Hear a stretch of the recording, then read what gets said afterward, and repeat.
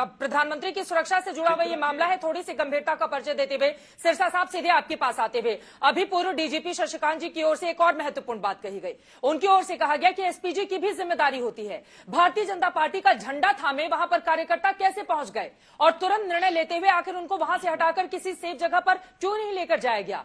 15-20 minute वहां पर इंतजार करने की जरूरत आखिर क्यों आन पड़ी थी टीम को? क्योंकि अगर आपने ध्यान से सुना हो, चरणजीत सिंह चन्नी जी ने अपनी प्रेस कॉन्फ्रेंस में जो बताया है, अगर आप लोगों ने उसको संज्ञान दिया हो तो चित्रा जी, उन्होंने कहा कि हमने रास्ता खाली कराने की कोशिश की। हमने प्रधानमंत्री जी को कहा कि थोड़ा इंतजार करिए, हमारी पुलिस ने उनको कहा कि हम रास्ता खाली करवा रहे हैं।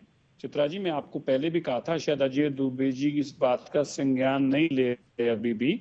पहली बात यह है कि बठिंडा एयरपोर्ट से फिरोजपुर 2.25 घंटे गाड़ी में चलने के बाद ये रास्ता रुका है।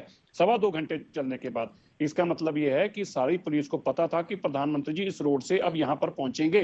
तो ये कोई 1 मिनट पहले प्रोग्राम प्लान चेंज नहीं हुआ। दूसरी बात, हमेशा से ये रहा, ये कोई नई बात नहीं है। जब प्रधानमंत्री ट्रेवल करते हैं तो फिर उनके साथ जो दूसरे रूट होते हैं, अगर वो बाई एयर नहीं ट्रेवल कर पाएंगे तो बाई रोड जाएंगे, बाई रोड ट्रेवल नहीं कर पाएंगे बाई चौपर, ये सारी चीजों का इंतजाम किया जाता है। और ये रोड प्लान 1 दिन पहले किया गया था, बकायदा ट्रायल भी की गई थी। और लास्टली जो आपने एसपीजी की बात कही, तो एसपीजी ने तो वही किया, प्रधानमंत्री जी के साथ ही तो उनको रहना था। वो अब किसी को वहां जाके बीजेपी या किसी कांग्रेस या किसी के कार्यकर्ता को हटा नहीं सकते। वो तो जब चलाएंगे गोली ही चलाएंगे, क्योंकि उनके पास अगर कोई आएगा वो नहीं किसी के पास जाएंगे। ये काम इसीलिए लोकल पुलिस के पास होता है, जो जमीन पर पुलिस काम करती है, जो लॉ एंड ऑर्डर का जिनके पास जुम्मा है, उन लोगों का काम है। वो अपने प्रधानमंत्री की क्लोज प्रॉक्सिमिटी में ही रहते हैं ताकि प्रधानमंत्री जी को कोई खतरा ना बनाए। लेकिन आप समझिए, एक बात पंजाब की नहीं है चित्रा जी, जो हम बार बार बता रहे हैं, आप उसको पंजाब के साथ सब लोग जोड़कर बताना चाहते हैं।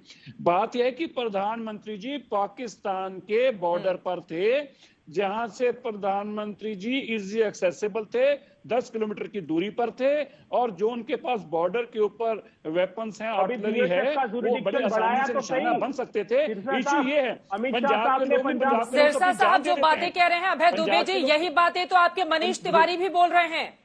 यही बातें मनीष तिवारी की ओर से भी कही गई है। सिरसा साहब बीजेपी के हैं, उनकी बात नहीं मानिए, कम से कम अपने पूर्व मंत्री की बात तो स्वीकारिए। चित्रा जी, अगर प्रधानमंत्री जी के बारे में हमारे लोगों को पता चलता, हमारे लोग पानी चाय का इंतजाम करके लेके आते। हमारे लोग ऐसे नहीं है। बात तो यह है कि पाकिस्तान के बॉर्डर पर थे, जो हमें समझने की जरूरत है। बदनाम हमें किया जा रहा है। चेन्नई साहब ने प्रेस कॉन्फ्रेंस में कहा कि हमने प्रधानमंत्री जी से आग्रह किया कि बाकी का सफर हेलीकॉप्टर से तय कर लीजिए, तुरंत हो जाएगा, कोई दिक्कत उसमें नहीं है, लेकिन उन्होंने इनकार कर दिया। दूसरी बड़ी बात मैं कहता हूं, आप जितना आतंकवाद की और पाकिस्तान की बात कर रहे हैं, तो ये पंजाब पूरा आंदोलन का 50 किलोमीटर का दायरा बीएसएफ को दिया। 50 किलोमीटर का जो दायरा है पाकिस्तान की सीमा से,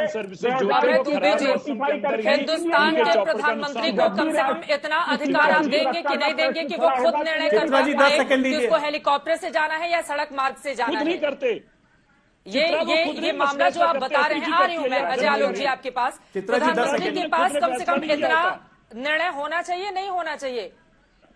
नहीं, देखिए मैं बिल्कुल आप कह रहे हैं कि चन्नी साहब कह रहे थे हेलीकॉप्टर से जाइए तो वो हेलीकॉप्टर में बैठ जाएं, चन्नी साहब कहेंगे ऐसे चले जाइए तो वो ऐसे चले जाएं। ऐसा कहाँ होता है अभय दुबे जी? आप एक गंभीर मामले को इतना हल्का बनाने की कोशिश क्यों कर रहे हैं? चित्रा त्रिपाठी, एक सवाल पूछना चाहता हूं। आप याद कीजिए, ब्लू बुक में नोट होगा 48 घंटे पहले की चित्रा जी, एक सवाल पूछना चाहता हूं। 48 आवर्स पहले, अब तो डॉपलर रेडार है हमारे पास, एडवांस साइंटिफिक इंस्ट्रूमेंट्स है, इंस्टीट्यूशन है पूरे। निकालिए ना ब्लू बुक। अभी जाएगा सर्वोच्च अदालत में, क्या आर्गुमेंट लेकर गए थे कि पंजाब जांच नहीं करे, ये पिटीशन दायर की थी, सुप्रीम कोर्ट ने साफ इनकार कर दिया, क्योंकि पंजाब के एडवोकेट जनरल ने कहा कि यही आर्गुमेंट तो हम भी दे सकते हैं कि हमें भी भरोसा नहीं केंद्र की सरकार पर। सर्वोच्च अदालत ने इस बात को माना और संयुक्त रूप से प्रधानमंत्री की जांच अगर चूक हुई है तो चन्नी साहब ने प्रेस कॉन्फ्रेंस में कहा कि निष्पक्ष जांच होगी। सोनिया जी ने फोन किया